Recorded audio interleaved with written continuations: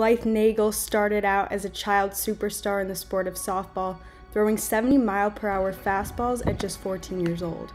I started taking pitching lessons literally at 6 years old and signed up for Little League, and I just was always playing after that. I saw myself being a professional softball player. Like, I thought I was going to college and D1 school, going to the Olympics. Like, Jenny Finch is the #1 pitcher in the entire world. Like, I thought I was going to be like that, and I probably did have a chance at being like that. It was like very legit, but obviously that's changed, so.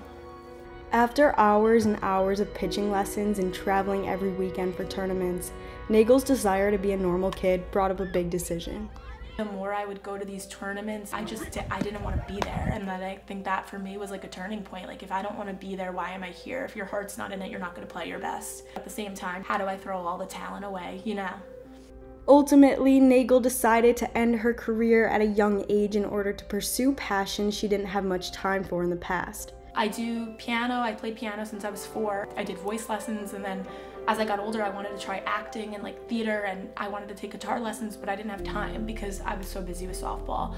So for me, I wanted to try other things, and I wanted to pursue something else maybe, and that's when I realized, like, oh, maybe this isn't what I want. Music had been the thing that got me through things that I was struggling with. You know, my family was targeted in an armed robbery, and my parents were held hostage in my house, like taped to the floor with a gun to their head, and I was in 7th grade, and that to me was life-shattering. Like, I almost lost my parents both in one day. How could people do this, you know? But I really took time, and like, I wrote a lot of songs about it. Like, I would just write down what I felt, or I'd play piano just because it was calming and I wouldn't feel anxious when I was doing it. Like, it was just something that was so personal, and it's healing, and that to me showed that if it could heal my anxiety, it could heal so many other things too.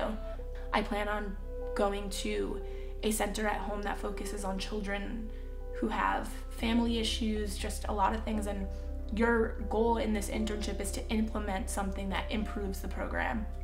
And I do plan on recommending having music therapy for people who need it. Like, I think it is so impactful. Although softball was great while I did it, music brought something that softball couldn't, and I still stand by that. And really, it comes down to, you don't do things to please other people. And I think it's important to like find yourself in something that you really like, because it's not worth it to be upset all the time. It's not worth it to feel anxious. It's not worth it to be tied to something you're not happy with.